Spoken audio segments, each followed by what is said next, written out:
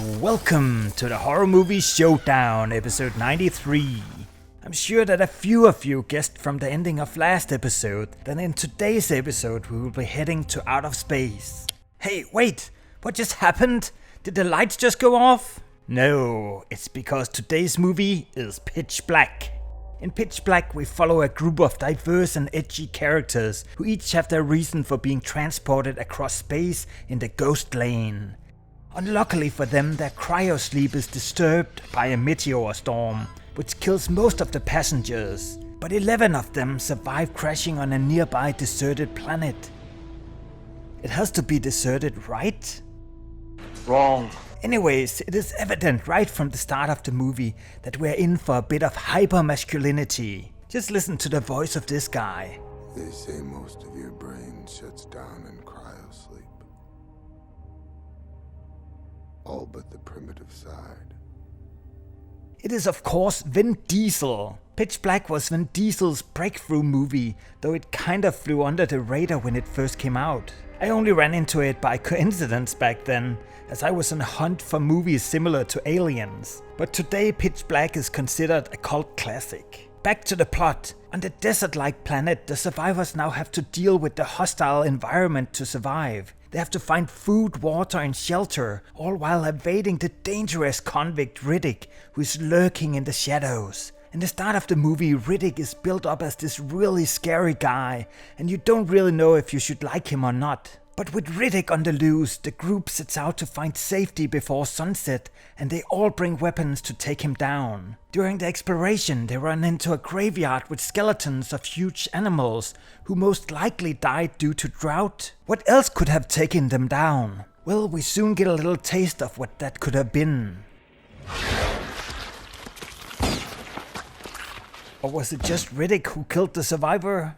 After the bloody incident, Riddick tries to escape, but he gets caught in the dumbest way possible, so maybe he's not all that badass. We also learn about his iconic cat eyes that can see in the dark, so maybe the real reason why he was so easily caught is that he sees better in the dark than in daylight coming from 3 suns at the same time.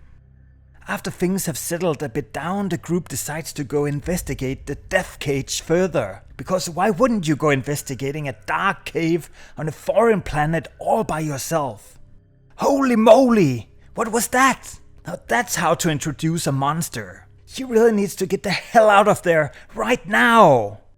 With scary cave monsters around, Riddick is let loose in this super macho showdown.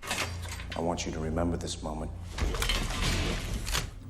Want you to remember this moment.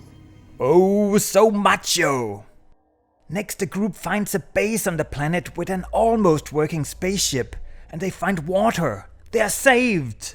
But where did all the inhabitants go? Did they just leave their ship behind? Probably not. At the base, the group finds out that an eclipse is coming, and that the planet will soon be covered in darkness. This will likely bring out all the cave monsters, so they are in a hurry to head back to their ship to pick up some energy cells. Everything on the planet seems to be running on solar energy, which turns out to be a bit of a problem, because after arriving at their ship, the truck runs out of juice. Also, the blood-loving creatures have left their cave.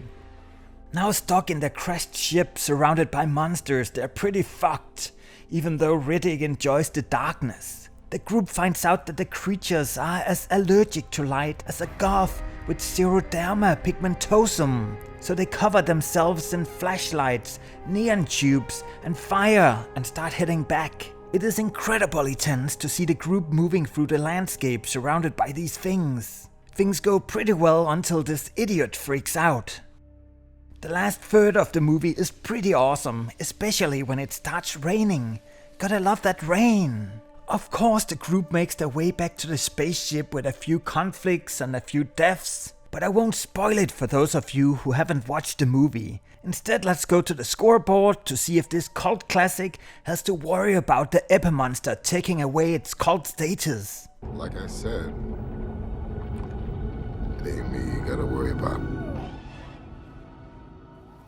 The movie has 10 kills, and we do get brief moments of gore, but it is not the kind of movie you watch for the kills. And you don't watch it for the nudity either. as this is all we get. It gets a nudity score of 1. However, the movie expertly makes the dark seem really scary. It plays around with things hiding in the shadows and hiding in plain sight. Especially in the last third of the movie, it has several beautifully scary scenes like this one. It gets a scariness score of 7. The special effects in Pitch Black have definitely started to show their age, but the creature design is still amazing. To me, it is almost as iconic as that of the Xenomorph and the Predator.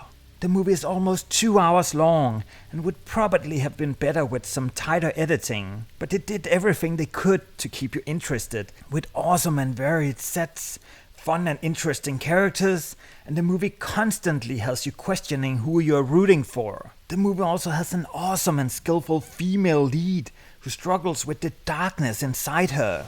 Strong survival instinct. I admire that. To me, Pitch Black still deserves its status as a cult classic. Sure, it's a bit too long and it has its share of dumb decisions, but it also has enough interesting ideas and enough edge for an overall score of 7, which places it just outside of the top 10. In the next episode, we will be visiting the Predator franchise, as we will be exploring the new movie Prey. When the trailer came out, I was pretty hard on it because it looked like yet another woke movie led by a Mary Sue that outshines every male in sight. But recent reviews have been very favorable, so keep your eyes out for that episode to find out whether the Epimonster has misjudged the Predator book by its transparent colors. But that's all for this video, so thank you for watching, and I will catch you later.